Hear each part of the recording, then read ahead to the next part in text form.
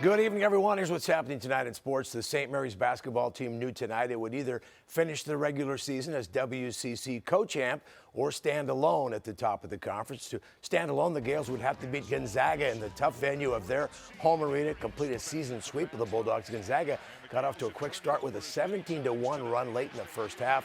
Drew Timme with the spin move to the hoop. He led the Bulldogs with 19. They took a 13-point lead to the locker room, but the Gales made a run in the second half. Josh Jefferson buries a three. It's a 5-point game with just under 3 minutes to play. The Gales need a stop. The next time down, Gonzaga extends the lead. Julian Strother to Anton Watson on a nice-looking play.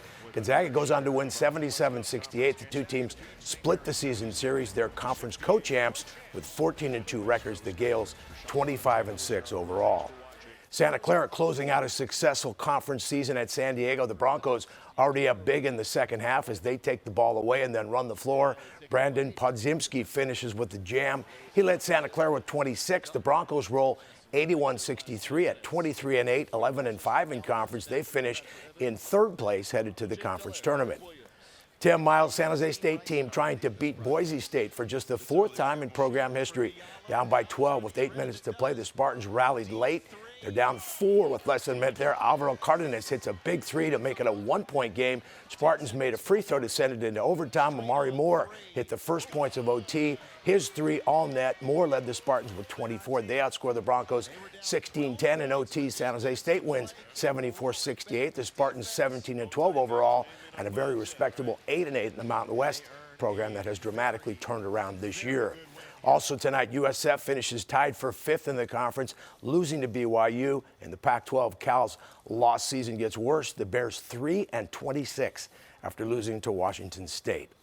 The Stanford women will enter the Pac-12 tournament as co-champions, thanks to the effort today by 8th-ranked Utah. Stanford down by 3 in the fourth quarter, trying to pull it out on the road. Hannah jumped to Cameron Brink, who gets 2 in the paint. It's a 1-point game, 73-72 with 2:28 left. But the Utes build a little cushion on their ensuing possession. That's Gianna Neepkins with a high-arching three. She had 28. Stanford turned it over in its final 3 possessions. Jenna Johnson takes it away from Talana Napolo with inside 50 seconds to play. Utah wins it 84-78, claiming the Pac-12 co-championship 2 seasons after winning just 5 games. Both teams finish 15-3 in the conference. Well, tonight was a highlight in what has been a long season for the San Jose Sharks. For his first 19 seasons and for 2 others in a 24-year NHL career, Patrick Marleau was a Shark. Before tonight's game against Chicago, Marleau's number 12 jersey was retired. Marleau has played more games than any other Shark, and he's at or near the top in just about every career category. An obviously moved Marleau was joined by his family as he reflected on how he came of age during his time in San Jose. In this very rink, I grew from a boy with stars in his eyes to a man, a husband, and then a father.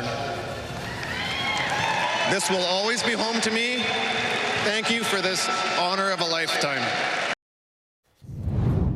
The Sharks players paying tribute to Marleau in pregame warm-ups wearing his jersey. After regulation and overtime ended in a 3-3 tie, it came down to a shootout. The Sharks had already missed their first 2 attempts. That meant Nick Bonino had to convert there or it was over. He's turned back by Peter Mazarek. As were the previous 2 San Jose attempts, the Blackhawks win in a shootout 4-3. When the calendar's getting close to March, you know it's time for Cactus League baseball, and the Giants and A's both got their exhibition season started today. Giants are hoping a healthy Lamont Wade figures prominently in their season. Wade with an opposite field drive off the Cubs' Adrian Sampson in the third. Solo shot made it 2-1 Giants. Giants took a 5-2 lead to the 5th, but were done in when the Cubs scored 7 times. 2 runners on for David Bodie, who drives one to straightaway center off Michael Streifeller. Cubs win it 10-8 as the Giants team, trying to improve on defense, commits 6 errors. And the A's didn't have any trouble scoring runs in their opener against the Diamondbacks. A 6-run 5th inning was the difference. 4 runs already in when Lawrence Butler found the gap in right center with the bases loaded. 2 more runs come home. The A's go on to win 12-7. 8 Oakland pitchers got at least an inning of work with J.P. Sears pitching the first inning and 2/3. And the San Jose Earthquakes starting the new MLS season tonight in Atlanta. In just the 12th minute, the Quakes got on the board for the first time this year. Christian Espinosa with a perfect cross. Jeremy Ebobisse there for the header. execution for that goal. Just about perfect. Quakes made that goal stand up until stoppage time in the 93rd minute. Then in the 97th, Atlanta's Derek Etienne was fouled just outside the box. The United awarded a free kick. Thiago Almada takes it, finds the upper corner of the Earthquake net. Almada made both goals for Atlanta just 6 minutes apart. Atlanta hangs on for the 2-1 win as the Quakes start the season with a loss. Not a good start.